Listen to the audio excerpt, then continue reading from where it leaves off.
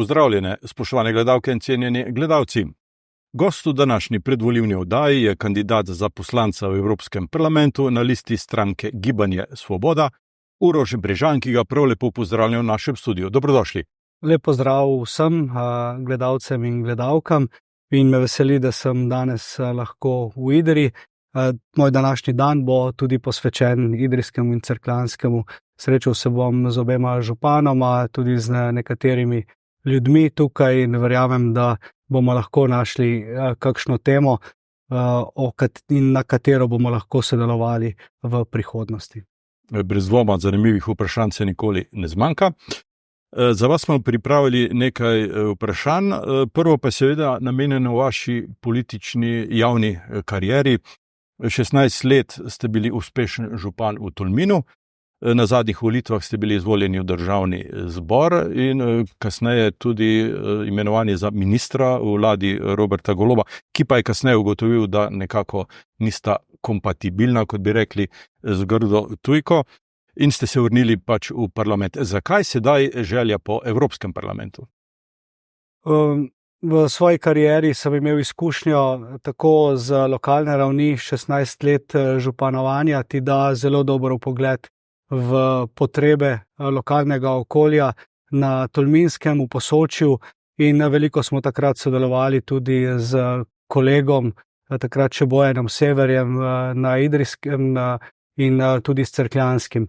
Tudi sedaj je sodelovanje z sedanjim idrijskim županom zelo dobro in na podoben način gledam tudi na Cerkljansko.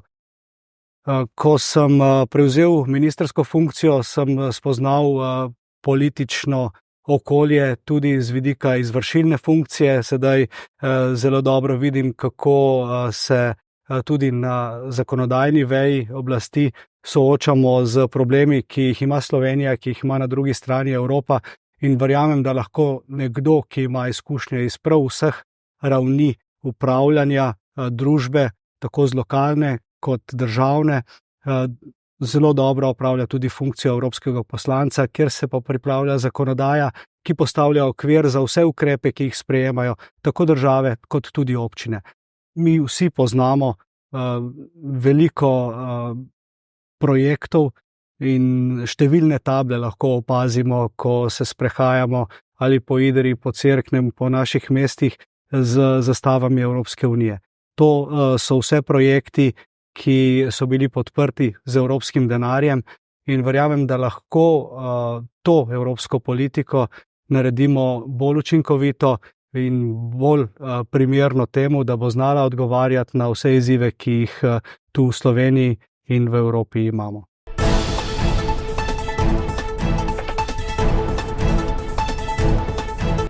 No, kar se zelenega prehoda tiče, je gotovo nujen. Suša v letu 2022 in težave, ki smo jih v Sloveniji videli v slovenski Istri z zagotavljanjem vodooskrbe, pa potem požari na Krasu, lanskoletne poplave, ki so prizadele Slovenijo, nam kažejo, da so podnebne spremembe tu. Stroka že dolgo govori o tem, da bodo taki dogodki vedno bolj pogosti in vedno bolj ekstremni.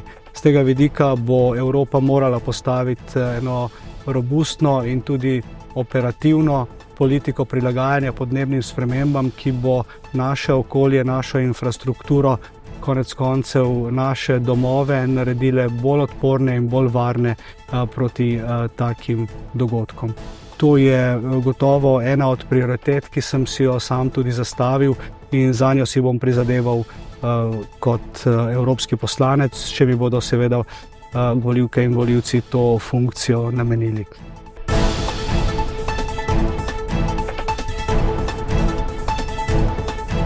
Ko govorimo pa o energetskem prehodu, je to še ena od pomembnih vprašanj.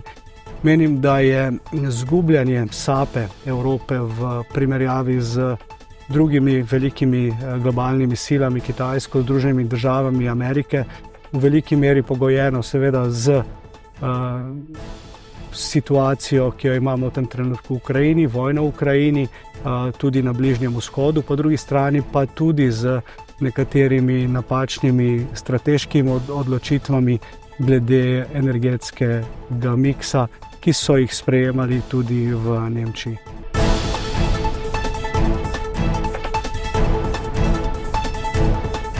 Sam vidim jedrsko energijo kot tisto, ki nam v naslednjih nekaj desetletjih lahko zagotovi dovoljšno in dovolj varno preskrbo z električno energijo. Vemo, da se družba elektrificira, da imamo vedno več možnosti in tudi potreb po električni energiji.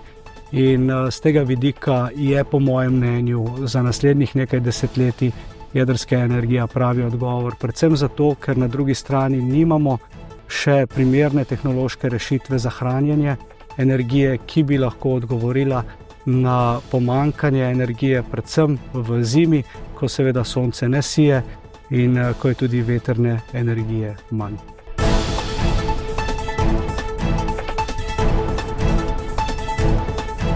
Sam sem kot minister za okolje in prostor tudi prisostvoval temu, da je Slovenija odobrila okoljevarstveno dovoljenje za podaljšanje obratovanja jedrske elektrarne v Krškem do leta 2043. To je bil izjemno kompleksen in zahteven proces, ki je vključeval vse 4 sosednje države in tudi deželo Bavarsko. Vemo, da je tako Avstrija kot tudi Nemčija velika nasprotnica jedrske energije, tudi Italija se lahko postavi v to vrsto, vendar smo z stroko, strokovnjaki, ki jih v Sloveniji imamo, prepričali tudi te države, da niso nasprotovale v tej meri podaljšanju obratovanja jedrske energije, jedrske elektrarne v Krškem, da bi lahko to obratovanje ogrozili.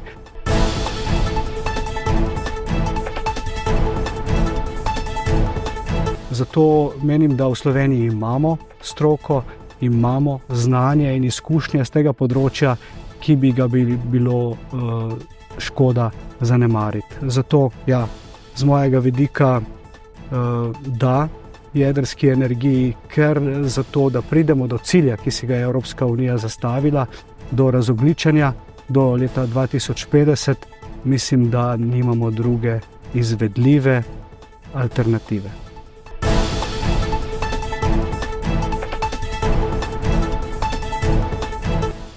Gotovo so multinacionalke močan igralec, tudi na evropskem nivoju. Vemo, da je v Bruslju veliko lobističnih pisarn in te pisarne seveda opravljajo svoje delo, skrbijo za interese tistih, ki jih plačujejo.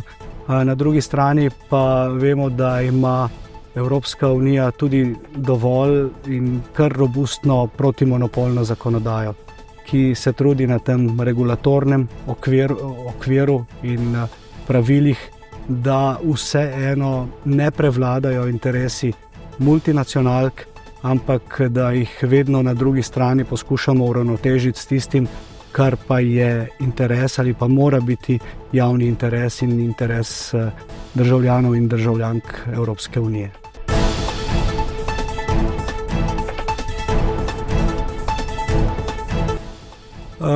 Mislim, da socialna politika ni tista, na katero bi se Evropski parlament najbolj osredotočal, vendar pa na drugi strani lahko rečem, da je socialna kohezija, to, da ambicije, ki jih imajo države v okviru Evropske unije, ki so manj razvite, ki so v Evropski uniji pristopale z neko ambicijo in željo se približati najbolj razvitim državam, je gotovo legitimna in jo je treba podpreti. Mislim, da bo Evropska unija lahko v prihodnosti obstala samo, če bo močna, če bo povezana in če bo solidarna.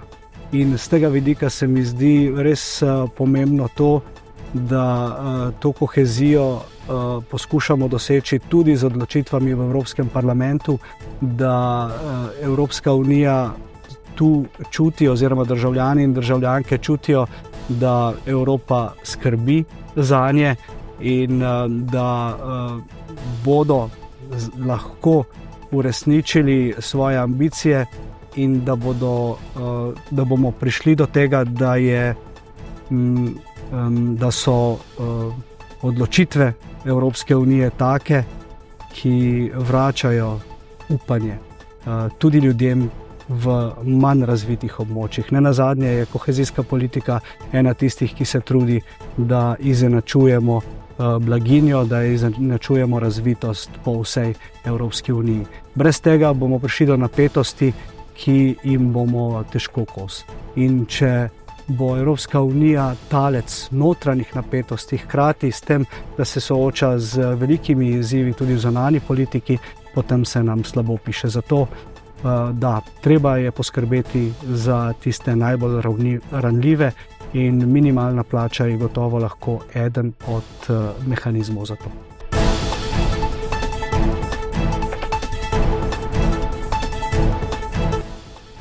Kmetijska politika je z vidika višine proračuna najpomembnejša evropska politika.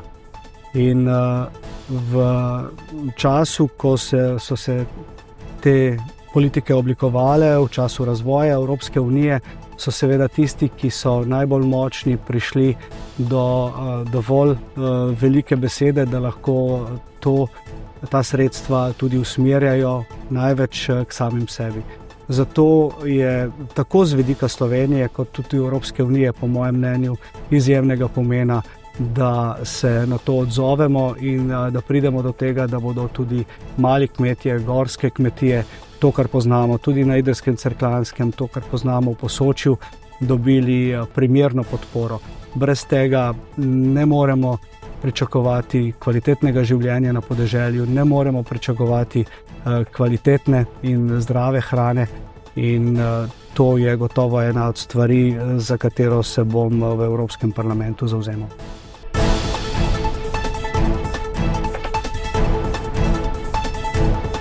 Evropa je v tem trenutku v stiski, predvsem zaradi zunanjih groženj, zaradi vojne v Ukrajini, zaradi krize na Bližnjem vzhodu, tudi zaradi mogoče napačnih korakov v energetski politiki, o čemer sva že govorila. Mora se postaviti ob bok velikim silam, globalnim, kot sta Kitajska in Združene države Amerike, in to bo lahko naredila samo na način, da bo bolj povezana, da bo bolj socialna, da bo močnejša skupaj. Brez tega na globalnem igrišču gotovo ne bomo več mogli loviti koraka z velikimi silami, zato je glas zame, tudi glas za svobodo, gotovo glas za močnejšo in bolj povezano Evropo.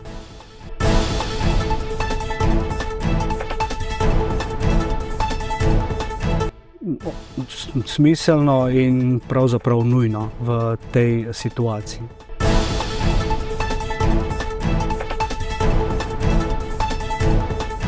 Težko je ocenjevati delo sedanjih evropskih poslancev. Mislim, da se vsak po svojih močeh trudi, da odgovarja na zahteve, na pobude, želje in predvsem potrebe volivcev in volivcev v Sloveniji, pa tudi v Evropski uniji.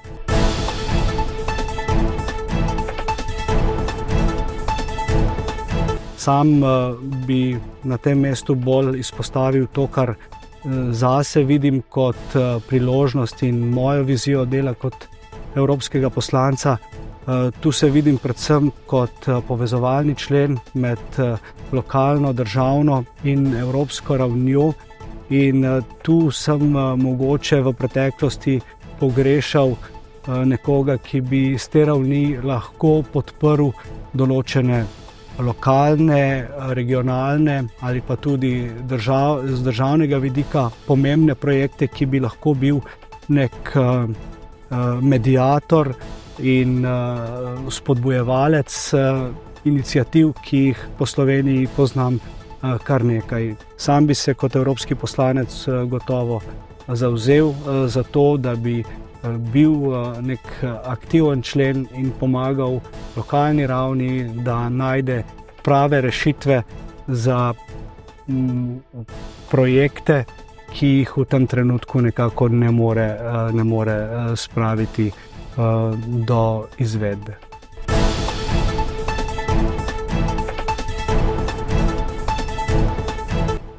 Moje mnenje je, da mora Evropa stati trdno ob strani Ukrajini. To, kar počne z vso mogočo pomočjo v orožju, v logistiki, v humanitarni pomoči. Sam bi tukaj postavil mejo vpletanja, če tako rečem, Evropske unije v konflikt v tej državi na ta način, da bi podprl in podpiral Ukrajino vse do točke, ko Ukrajina želi in ima še vedno interes in tudi željo nasprotovati in se boriti zase. Dokler bodo Ukrajinci trdno stali na svojih stališčih, dokler bodo trdno stali proti ruski agresiji, do takrat mora tudi Evropska unija narediti vse, da jim ponudi vse, kar lahko.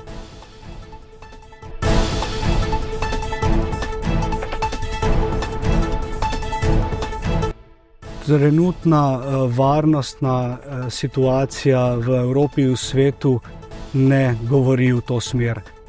Mogoče sem bil kot mlad politik, takrat, ko smo glasovali o pridružitvi NATO, še nekoliko skeptičen o tej povezavi. Mislim, da so zadnja leta, predvsem pa trenutna situacija pokazali, da je NATO kot varnostna garancija tudi za Slovenijo v Evropi v tem trenutku nujna. Bi pa morala Slovenija in Evropska unija znotraj NATO priti do več samostojnosti, do več strateške neodvisnosti, da bi lahko v določenih primerih ukrepala, predvsem na mirovnih operacijah, tudi z varnostnega vidika, kar se Evrope tiče, samostojno in neodvisno od Združenih držav Amerike.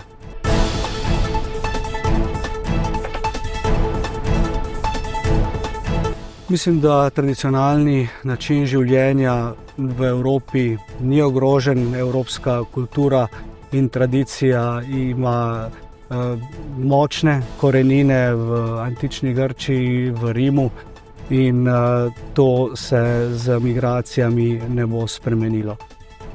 Sam menim, da moramo migracije uravnavati. Govorimo o ljudeh, ki si želijo boljšega življenja, ki Evropo vidijo kot točko, ki jim na nek način to lahko zagotovi ali pa kjer si to lahko zagotovijo. Uravnavati jih je treba z veliko mero pozornosti, z mislijo na človekove pravice vseh tistih, ki prihajajo, in s tem, da je ljudi, ki si želijo boljšega življenja in ki jih Evropa nenazadnje potrebuje, saj vemo, da nam hudo primanjkuje delovne sile, integriramo v našo družbo na način, da bodo lahko dejavno prispevali k naši skupni blaginji in tudi k svoji.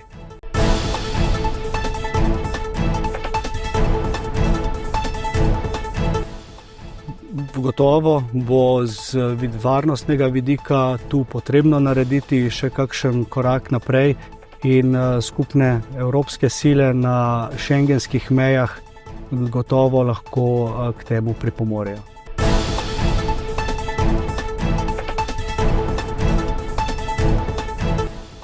Mladi so gotovo ena od tem, ki jo mora Evropa vzeti izjemno resno. Mladim Evropa veliko ponuja. Če primerjam sedanje stanje v Evropski uniji s tistim, kar sem sam kot dijak ali pa študent doživel, vidim, da je Erasmus denimo gotovo projekt Evropske unije, ki ga lahko postavimo kot primer dobre prakse. Tu imajo možnost mladi se izobraževati, se družiti z svojimi vrstniki po celi Evropi. S tem pridobiva tako Evropa, ki gradi na koheziji, pridobiva Evropa z vidika znanja, z vidika izkušenj, povezanosti, in to gotovo lahko v naslednjem sklicu Evropskega parlamenta tudi nadgradimo.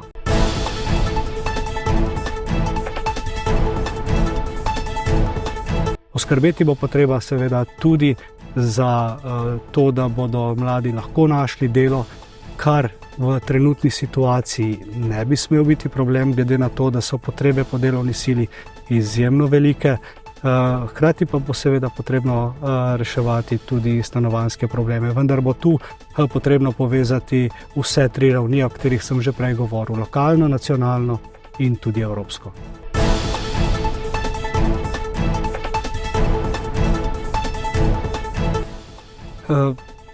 To je zopet področje, ki je z internetom, s socialnimi mediji dobilo neko novo dimenzijo. Mediji igrajo izjemno pomembno vlogo in svoboda medijev je ena od pridobitev Evropske unije, za katero se je vredno boriti. Menim, da je pa v tem kontekstu zelo pomemben tudi boj proti dezinformacijam, proti fake newsu, če uporabimo grdo tujko. In z tega vidika se mi zdi, da bo veliko dela potrebno opraviti predvsem na socialnih omrežjih. Če tu postavim paralelo med običajnimi mediji, kot je denimo vaš, vi ste kot medij, kot tisti urednik odgovorni za to, kar posredujete javnosti. Na drugi strani imamo številne socialne medije, ki pa te odgovornosti ne nosijo. In tu se mi zdi, da bo tisti glavni izziv, s katerim se bo morala spopasti tudi Evropska unija in naša celotna družba, če želimo svobodo medijev usmeriti v to, da bo krepilo tudi druge vrednote, na katerih je Evropska unija zgrajena. To je pravna država, demokracija, denimo.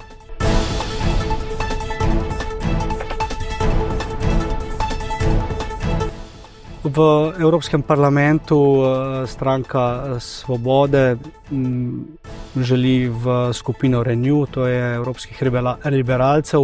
Sam sem bil kot član odbora regij, član Zelenih, tako da osebno se gibljem nekje v političnem spektru liberalno-zelenega.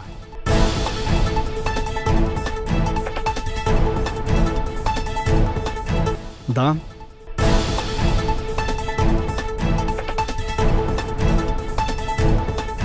Evtanazija ne, pomoč pri končanju življenja da.